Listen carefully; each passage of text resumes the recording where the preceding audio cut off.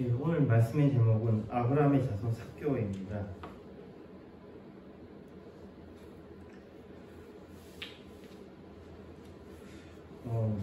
저는 인문학적으로 공부를 했기 때문에 경영이나 경제 이쪽을 상당히 모르고 살았습니다. 그런데 제가 정말로 많이 모르고 있었더라고요. 특히 돈에 대해서 너무 모르고 있었던 겁니다.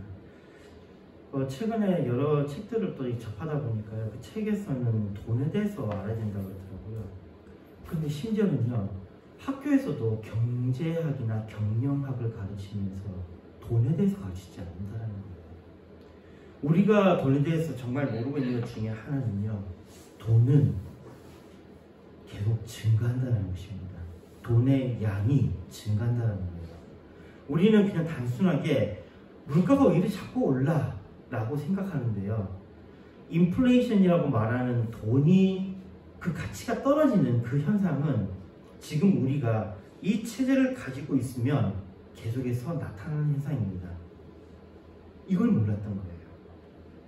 이 이야기는 무슨 이야기냐면요. 사람들이 잘못 생각하는 것이 저축을 하면은 자기가 부자가 될 거라고 착각을 하는데 저축을 하면 가난해집니다. 이게 굉장히 중요한 원리예요. 저축을 하면 가난해집니다. 아무것도 하지 않으면 퇴보하는 거예요. 오히려 정말 옛날과 지금은 다릅니다. 옛날에는 한정된 자원을 가지고 누가 차지하느냐가 부자가 되고 아니고 결정되었습니다. 그래서 전쟁이 많았던 것이죠. 옛날에 최고의 부자는 왕입니다. 볼 것 없습니다. 왜냐하면 모든 땅이 그 사람의 것이었거든요. 왕의 것이었거든요. 모든 땅이. 그 땅에서 소출되는 그 것들이 바로 그 사람의 부의 척도가 되었고, 그러니까 가장 많이 갖는 것이 최고였고, 남의 것을 빼앗는 것이 사실은 가장 부자가 되는 방법이었습니다. 그래서 옛날에 왕을 비롯해서 모든 자들이 다 우리를 치면 지금으로 치면 다 깡패예요. 남의 것을 빼앗아서 그렇게 커지는 겁니다. 그러니 우리는 아무렇지도 않게 그냥 뭐 누가 누구를 죽였다 누가 누구를 죽였다 하지만 지금 우리 잣대로 봐서는 그건 있을 수가 없는 일입니다. 그러니까 우리가 존경하는 모든 사람들이 사실은 산자였다는 겁니다. 남의 것을 빼앗는 토생하는 자였다는 겁니다. 그게 우리가 갖고 있는 역사예요. 그러니까 이러한 돈에 관한 사실을 아무도 알려주지 않는다는 겁니다.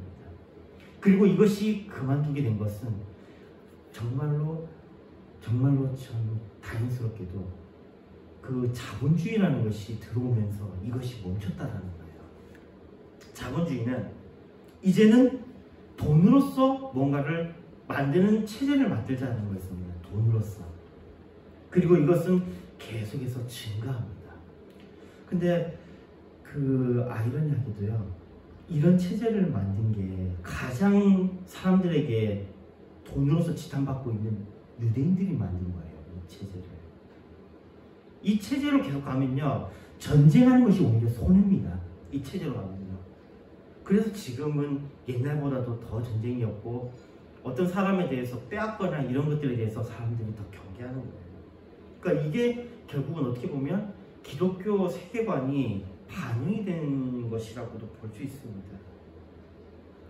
이 이야기는 무슨 이야기냐면요, 돈은 계속해서 증가하고 있습니다. 지금도 대한민국을 비롯해서 전 세계에서 각 정부에서 각자의 돈을 계속해서 찍어냅니다. 그 돈을 계속해서 찍어내는데 이 돈의 가치를 갖게 되려면은 거기에 따르는 재화와 서비스가 만들어지는 거예요.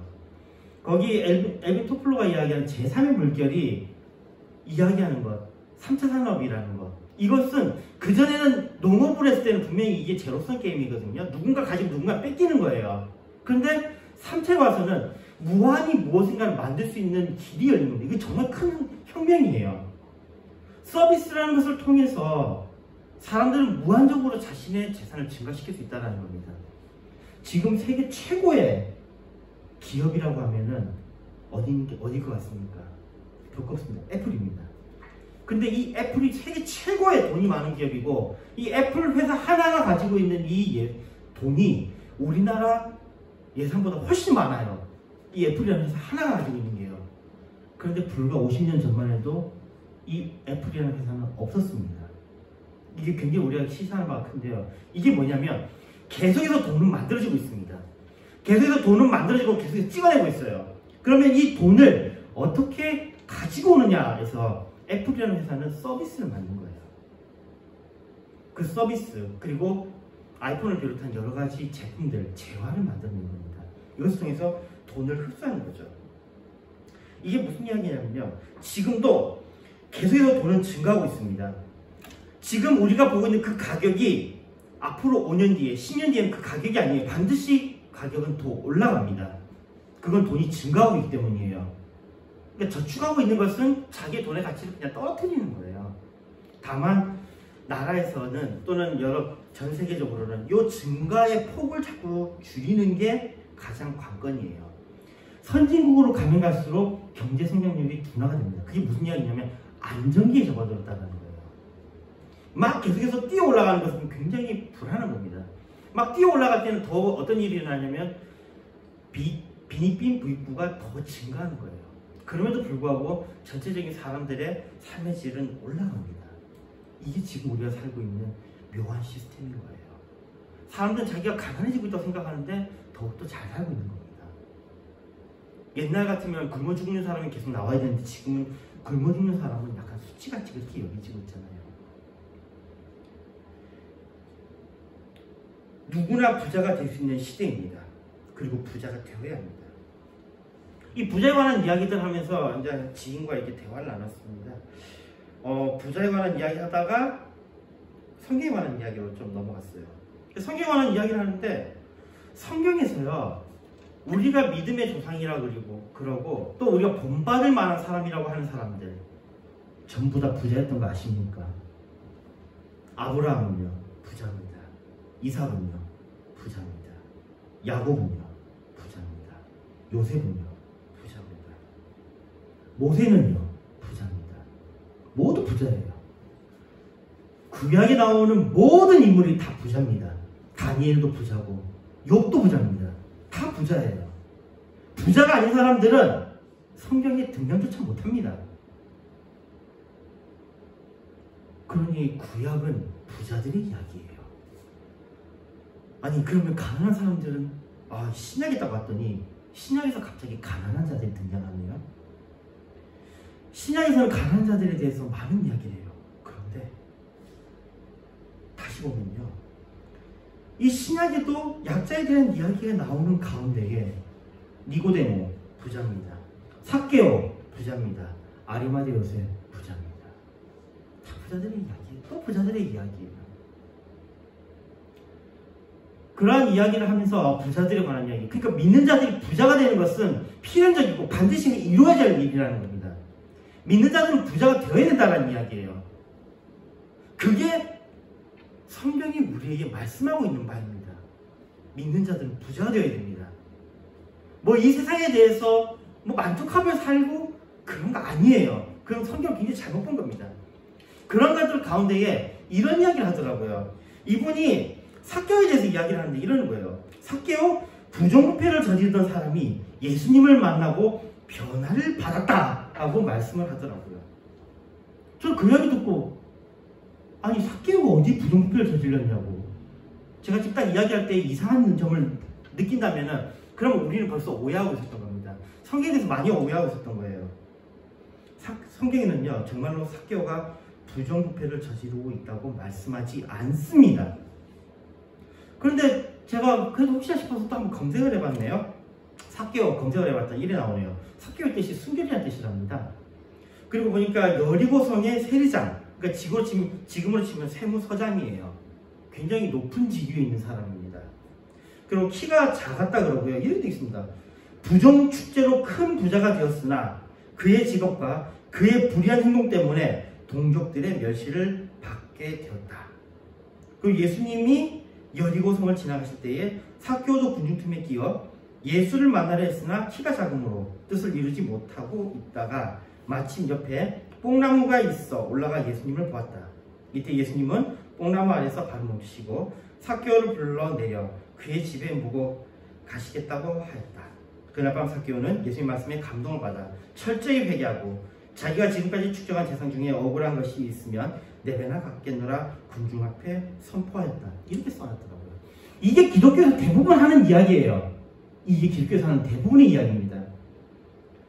그러고 보니까 저도 이런 설교를 들은 것 같습니다. 아주 드라마틱한 효과를 위해서, 아니면 진짜로 목사님들이 무식해서 이런 이야기를 하는 것일까, 아니면 그 시대의 상황을 반영해서 추측한 것을 그냥 그대로 적용한 것이 아닌가. 실제적으로 이 시대 상황이 그렇습니다. 로마가 지배하고 있는 이 시대에 세리가 된다라는 것은 무슨 이야기냐, 우리로 치면 우리는 참 이 비유하기 좋아요. 일제시대가 됐는데 일본 사람들의 그 속에 들어가서 자기가 일본의 세무서의 서장이 되는 거예요. 세무서장이 되는 겁니다. 뭐 그렇게 되면 우리는 쉽게 생각하는 거예요. 아, 저 가면은 얼마나 동족들을 탄압했을까. 그 사람들이 진짜 탄압했는지 안 했는지 모릅니다. 근데 우리는 뭐라고 하는 거예요? 대놓고 그냥 그 사람들 나쁜 놈이라 그래요. 그들은 이 세리를 일종의 그 매국노 같이 그렇게 취급을 했던 겁니다. 그런데요, 일단 사교에 대한 오해부터 우리가 풉시다. 이 사교라는 단어는 성경 다 뒤져보세요. 다 뒤져보면 사교라는 단어가 딱 3번 나옵니다. 이름으로 딱 3번 나와요. 그리고 그 나오는 것도 우리가 읽은 본문이 전부 다입니다. 이게 사교에 대해 기록하는 거 전부 다예요. 누가복음 19장 1절에서 10절에 있는 말씀, 이게 전부 다예요. 사교에 대한 기록 전부 다입니다. 그리고 사개오, 아까 뭐라 그랬죠? 순결이라고 써놨다 그랬잖아요. 헬라어를 찾아봤습니다. 헬라어를 찾아보니까 자카이오스라고 있더라고요. 자카이오스. 근데 자카이오스는 무슨 뜻인가 사전을 찾아봤는데 없어요. 없어요. 그래서 이게 찾아보니까 이게 히브리어를 그대로 쓴 거구나. 그래서 히브리어를 찾아갔더니 우리 성경에는 히브리어로 뭐라 되어 있냐면 사개오를 뭐라 적어놨냐면요, 사개라고 되어 있습니다. 구약에 보면 사개라는 인물이 나오죠. 그게 바로 이 사개오예요. 사개. 이 사개가 히브리어로는 자카이 되어 있거든요. 자카 또는 자카이라 되어 있어요. 이거는 어디서 나온 거냐면요, 자카크라는 동사에서 나온 겁니다. 히브리어 동사. 자카크라는 동사에서 나온 건데, 이 동사의 뜻이 투명하다, 순결하다, 깨끗하다는 뜻이에요.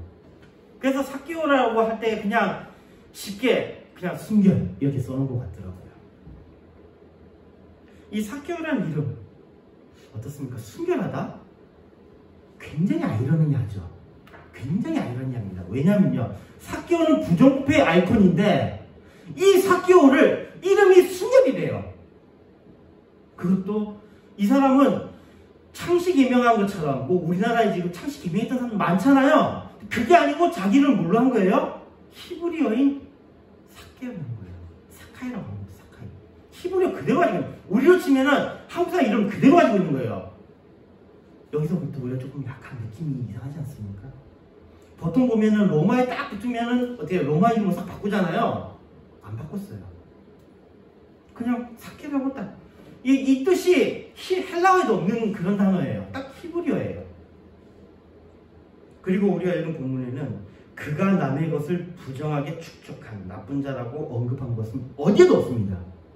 누가복음 19장 1절에서 10절까지 읽었을 때에 거기에 사케오가 나쁜 놈이라고 써놓은 거 봤습니까? 어디도 없어요. 우리는 벌써 여기에 대해서 잘못 이해하고 있는 겁니다. 오히려 8절에 보면요, 사케오가 서서 주께 여짜오되 주여 보시옵소서, 내 소유의 절반을 가난한 자들에게 주겠사오며 만일 이것을 토색한 일이 있으면 4배나 갚겠나이다. 자, 여기 보면 만일이라고 했어요. 내가 남의 것을 토색했으니까 내가 그걸 4배로 갚겠습니다가 아니고 만일. 이건 뭐예요? 가정은 했다는 거예요? 안 했다는 거예요? 안 했다는 이야기예요. 안 했다는 이야기입니다. 근데 만일 했다 그런다면 어떻게 하겠다고요? 4배로 갚겠다고요. 4배로 갚겠다는 건 뭐예요? 자신감입니다. 그게 엄청난 자신감이에요. 이게 왜 그의 엄청난 자신감이냐면요, 자, 구약을 한번 봅시다.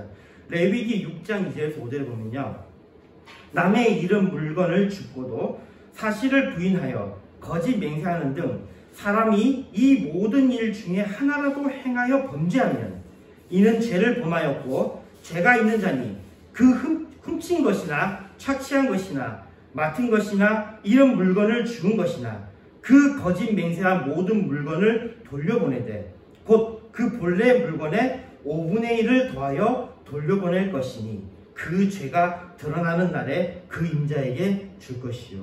이게 유대인들이 판결하는 내용입니다. 무슨 이야기예요? 원래 돈과 함께 얼마를 더 주라고요? 5분의 1이니까 몇 프로요? 20%요. 만약 1000만 원이면 얼마 더 주면 된다고요? 1000만 원에다가 200만 원 더 주면 되는 거예요. 이게 이들이 가지고 있는 율법입니다.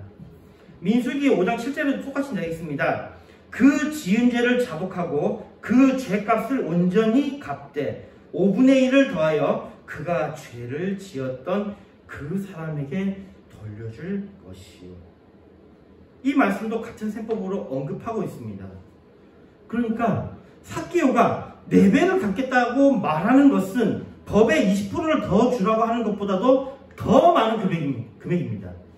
삭개오는 400%를 준다고 했어요. 여기는 20%만 더 주면 되는데, 그러니까 120%를 주면 되는데 삭개오는 400%를 주겠다는 겁니다. 그렇게 할 필요도 없는데 삭개오가 이렇게까지 말했다는 것은 적어도 자기는 뭐 했다고요?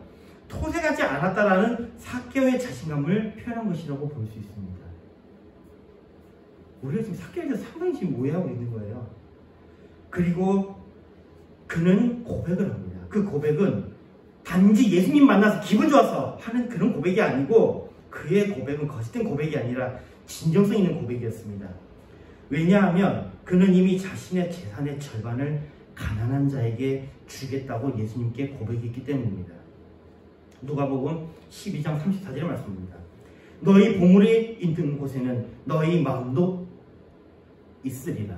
지금 여기는 보물이라 하니까 우리에게 좀 다르게 느껴지는데요. 이거를 다르게 번역하면요. 다른데 번역본들을 보면 이걸 재물이라고 있습니다.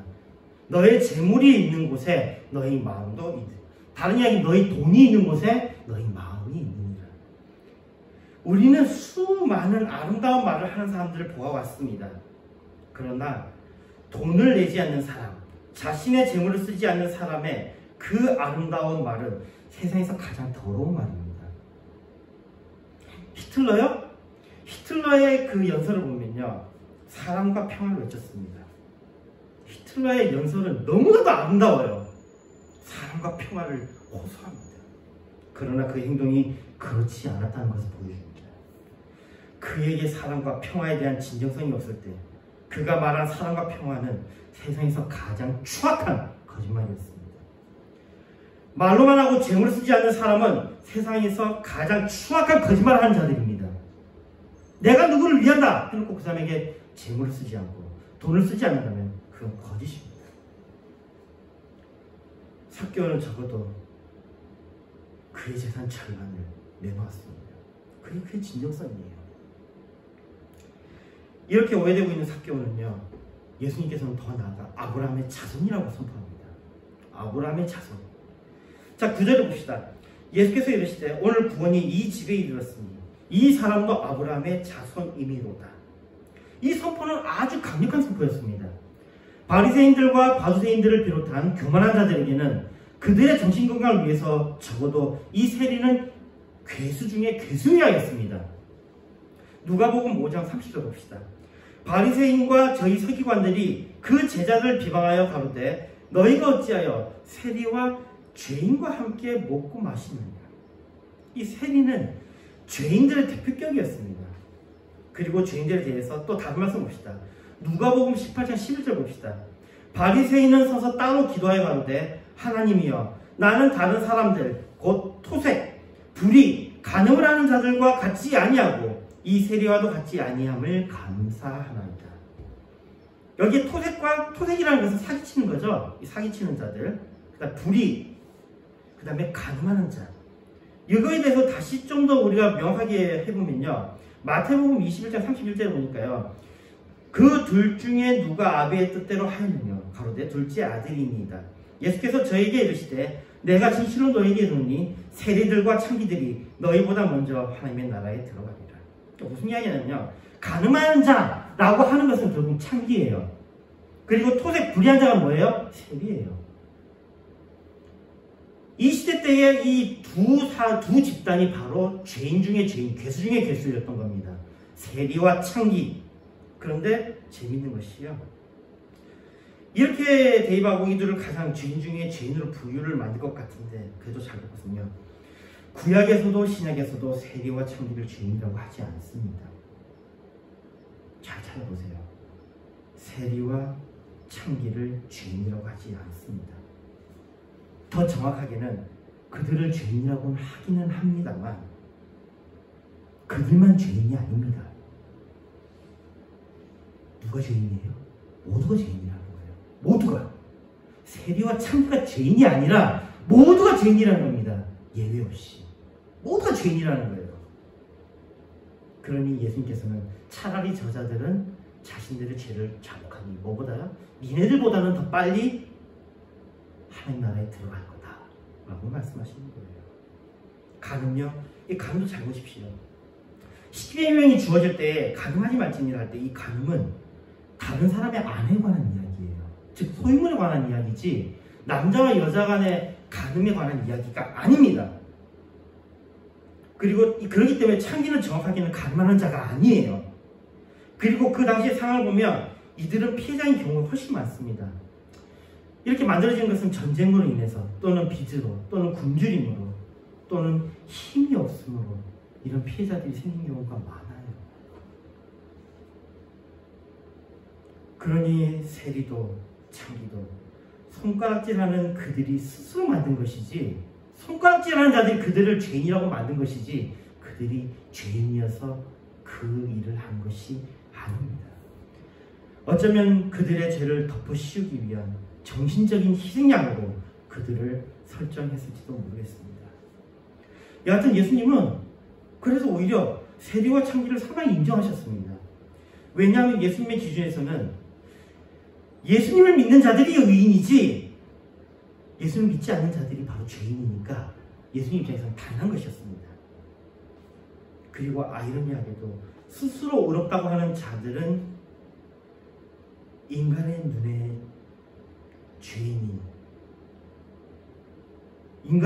죄인인 그들보다 못했다는 것입니다. 스스로 의롭다 하는 자들이 정죄하는 바로 그들이 주님께 더 가까이 가기 쉬웠던 것입니다. 마태복음 19장 24절에 말씀합니다. 다시 너희에게 말하노니 약대가 바늘기로 들어가는 것이 부자가 하나님의 나라에 들어가는 것보다 쉬우니라 하시는데 어쩌면 때에 따라서는 이 세상의 괴로움이 더 유익할 수도 있는 것 같습니다. 여하튼 예수님의 선포는 유대인들에게 폭탄 발언이었습니다. 그들이 존경하는 아브라함이 삭개오와 같다는 그런 발언입니다. 갑자기 여기 아브라함이 등장한 것은 어떤 의미가 있어 보이는 것 같습니다. 히브리서 13장 2절에 이렇게 말씀합니다. 손님 대접하기를 잊지 말라. 이로써 부지 중에 천사들을 대접한 이들이 있었느니라. 아브라함은 창세기 18장에 보면요. 1절에서 5절에 보면 여호와께서 마물의 상수리 숲을 근처에서 아브라함에게 나타나시니라. 오정쯤에 그가 장막문에 앉았다가 눈을 들어본즉 사람 셋이 맞은편에 섰는지라. 그가 그들을 보자 곧 장막문에서 달려가 영접하여 몸을 땅에 눕혀 가로되 내 주여 내가 주께 은혜를 입었사오며 원컨대 종을 떠나 지나가지 마옵시고 물을 조금 가져오게 하사 당신의 발을 씻으시고 나무 아래서 쉬소서. 내가 떡을 조금 가져오리니 당신들의 마음을 쾌하게 하신 후에 지나가소서. 당신들이 종에게 오셨음이니이다. 그들이 가로되 내 말대로 그리하라. 천사를 대접합니다. 천사를 대접한다는 것은 곧 하나님을 대접한다는 것이죠. 아브라함은요 환대의 준비가 되어 있었던 것입니다. 준비된 바 하나님의 사자들을 하나님을 환대했습니다. 여기에 삭개오와 비교해 봅시다. 삭개오는 아브라함이 그가 정착하는 곳에서 아브라함은 이방인이었죠. 삭개오는 그가 있는 여리고성에서 세리로서 의로운 자 유대인들에 띄지 못하는 이방인과 같은 입장에 있었습니다. 아브라함은 손님을 접대할 준비가 되어 있었습니다. 손님을 접대할 수 있다는 것은 적어도 뭐여야 돼요? 부자여야 합니다. 그는 부자였고 그런데 부자로 끝나는 게 아니죠. 마음이 가난해야 돼요. 그는 마음이 가난했습니다. 즉 겸손했다는 것이죠. 삭개오는 손님을 접대할 준비가 되어 있었습니다. 그는 부자였고 마음이 가난했습니다. 겸손했다는 것이죠. 그가 겸손하다는 걸 어떻게 알아요? 여기 있습니다. 바로 뽕나무가 그 이야기를 하는 거예요. 예수님이 오신다는 말에 그는 체면이고 뭐 생각하지 않고 뽕나무에 올라갔습니다. 이게 뭘 의미하면요, 옛날에 그 잘 나가는 사람들 뭘 입었죠? 토가를 입었어요. 토가를 입는다는 것은 나무에 올라가면 하체가 드러난다는 이야기죠. 토가를 입는다는 것은요. 이거는 굉장히 수치스러운 일이에요. 그래서 우리나라 옛날에 보면 양반들 보면 걸음걸이 굉장히 조심했잖아요. 그것처럼 이 토가를 입은 자들은 걸음걸이 굉장히 조심합니다. 그런데 정말 우리 지금 세무사장이 세무사장, 굉장히 높은 사람이, 이 사람이 뽕나무에 올라간다는 거예요. 그것도 토가를 입고 있는 그런 사람이. 얼마나 그게 우스꽝스러운 일이 되겠습니까? 근데 이 사람은 지금 그게 중요한 게 아니에요. 무슨 이야기냐면 이 사람은 뭔가를 하기 위해서는 뭐든지 할 수 있는 그런 마음의 준비가 되어 있었던 사람이라는 겁니다. 그가 예수님 보기 위해서 준비가 되어 있었다는 거죠. 그가 이것을 갖는다는 것 자체가 그가 겸손한 자라는 것을 의미합니다. 아브라함은 하나님의 사자를 대접했습니다. 결국은 하나님을 대접했습니다. 삭개오는 하나님의 아들 예수님을 대접했습니다. 결국은 하나님을 대접했습니다. 바로 이 평행 구조가, 이 삭개오가 바로 아브라함의 자손이라는 것을 의미한다는 것입니다. 그리고 그는 또 하나님을 영접합니다. 8절에 내 소유의 절반을 가난한 자들에게 주겠사오며, 내 소유의 절반을 가난한 자에게 주겠다는 것이, 이게 왜 하나님을 영접하는 것입니까? 우리는 이미 알고 있습니다. 지극히 작은 자를 대접하는 것이 하나님께 하는 것이라고 성경은 말씀하고 있기 때문입니다. 즉 그는 지극히 작은 자, 가난한 자들을 돌보겠다는 것, 가난한 자들에게 자신의 재산을 나눠주겠다는 것, 그 자체는 뭐예요? 자기는 하나님을 섬기겠다는 것, 하나님을 영접하고 하나님을 환대하겠다는 그의 고백인 것입니다. 그러니 예수님의 선언은 정당한 것이었습니다. 하나님을 환대하는 것, 예수님을 환대하는 것, 가난한 자를 환대하는 것, 아브라함이 환대했듯이 삭개오가 환대했고 그는 아브라함의 자손이었습니다. 오히려 환대하지 못하는 유대인들보다도 더 아브라함의 자손의 자격을 갖춘 자가 맞습니다. 말씀 읽겠습니다. 오늘의 말씀은 부자에 관한 이야기에서 시작된 것입니다. 부자들은 준비된 자들입니다. 부자라 함은 단순히 재물을 많이 가진 자들이 아닙니다. 부자라는 것은요, 그들은 자신의 것이 넘쳐서, 자신이 쓰고도 남아서 다른 일을 돌볼 수 있는 힘을 가진 자들입니다. 여기서 부자의 정의를 다시 합니다. 부자라는 것은 자신이 쓸 만큼을 가지고, 충분히 가지고 있고 그것을 넘치게 가지고 있는 자들이 바로 부자입니다. 그런 의미에서 우리 믿는 자들은 부자가 되어야 합니다. 주님의 복에 복을 받아 재물에서 부자가 됩시다. 그러면서도 재물의 노예가 되지 않고 재물을 적절하게 잘 사용하는 그런 부자가 됩시다. 그래서 부지 중에 손님을 맞이하더라도 그들을 환대할 수 있는 여유를 가진 사람이 되기를 바랍니다. 우리가 살고 있는 시대는 돈이 증가하고 있는 시스템을 가지고 있습니다. 우리는 이런 시스템을 잘 공부하고 이해할 필요가 있습니다. 돈이 여기저기서 우리를 부르고 있습니다. 그런데 여기에 대해서 나는 싫어 하면서 이렇게 거절하는 우리를 범하지 않기를 바랍니다. 내가 할 수 있는 것을 통해서 재화와 서비스를 제공함으로써 이 돈을 취할 수 있는 우리가 되었으면 합니다. 돈을 환대하는 우리가 되었으면 합니다. 그러므로 우리도 부자가 되었으면 합니다. 이것은 우리의 신앙에도 똑같이 적용됩니다. 주님의 은혜는 지금도 흘러 넘치고 있습니다. 여기에 나는 싫어 라고 하는 자들은 그 은혜를 입을 수가 없어요. 주님의 은혜를 환대해야 됩니다. 우리는 이 은혜를 믿음과 소망으로, 주님에 대한 사랑과 이웃에 대한 사랑으로 취할 수 있기를 바랍니다. 그래서 믿음의 부자가 되기를 바랍니다. 지금도 주님은 우리에게 손을 내미십니다. 그런 주님을 환대하는 우리가 되었으면 합니다. 주님의 복에 복을 받고 범사가 잘 되는 우리가 되었으면 합니다. 잠언 8장 17절에 말씀합니다. 나를 사랑하는 자들이 나의 사랑을 입으며 나를 간절히 찾는 자가 나를 만날 것입니다. 기도하겠습니다. 하나님, 우리 감사합니다. 주님을 환대했던 삭개와 같이 우리에게도 그러한 마음을 주시고 우리의 삶을 또한 부하게 하여 주시옵소서. 주님의 은혜를 넘치게 받으며 주님의 은혜를 또한 나눌 수 있는 저를 되게 하여 주시옵소서. 예수님 기도했습니다. 아멘. 찬송가 259장 부르면서 준비하시는 분 하시겠습니다.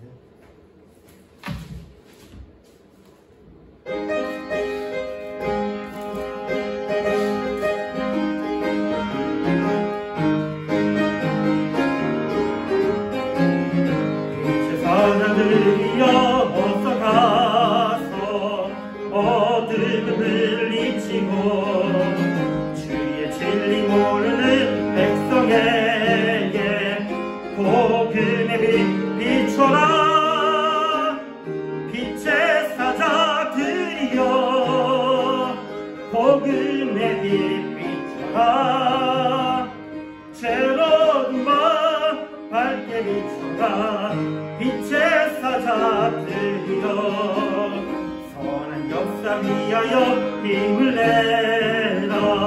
주 함께 하시겠네. 주의 넓은 사랑을 전파하며 복음의 빛 비춰라. 빛의 사자들이여 복음의 빛 비춰라. 새로운 밤 밝게 비추라. 빛의 사자들이여 주님 부탁하시만 순종하여 이 진리 전파하라. 산과 바다 건너가 힘을 다해 복음의 빛 비춰라. 빛의 사자들이여 복음의 빛 비춰라. 새로운 밤 밝게 비춰라. 빛의 사자들이여 동서남북 어디나 땅끝까지 주님만을 지하고 어두워서 못 보는 백성에게 복음의 빛 비춰라.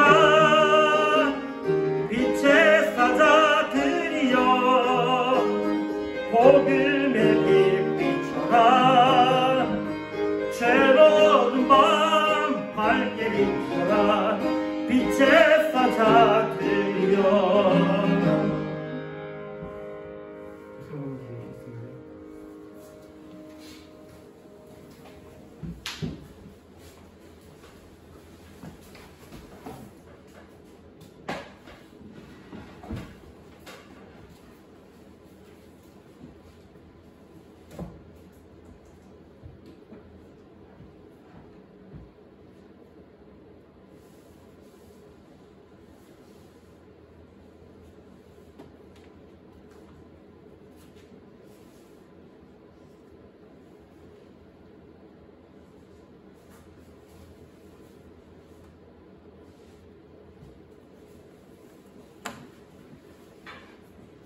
기도했습니다.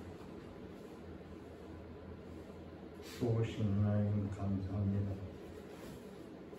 거룩한 날, 주님의 날,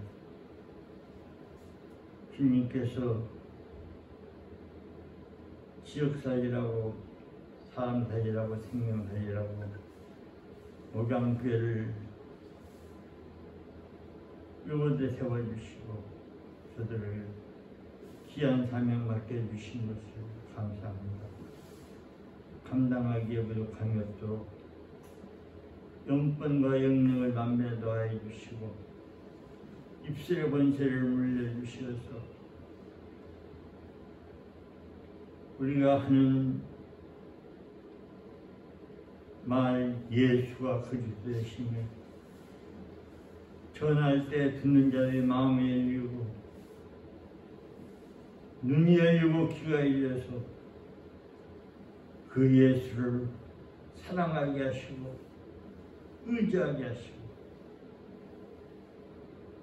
섬기기에 부족함이 없도록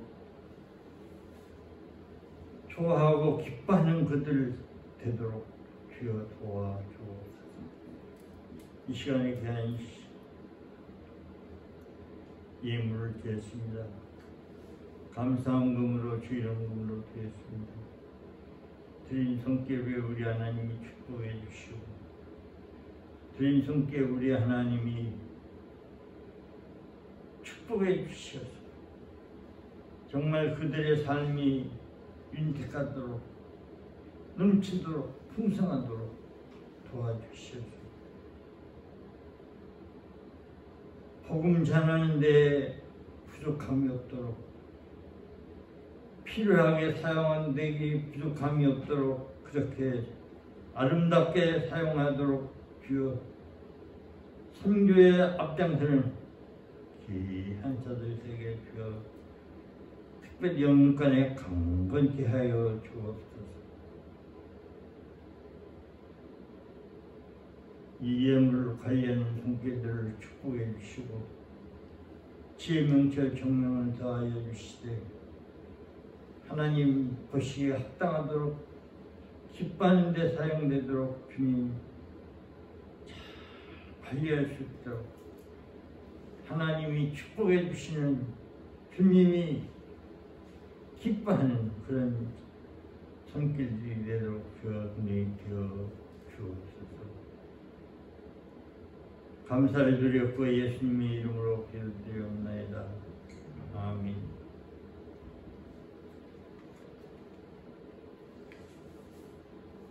찬송가 1장입니다.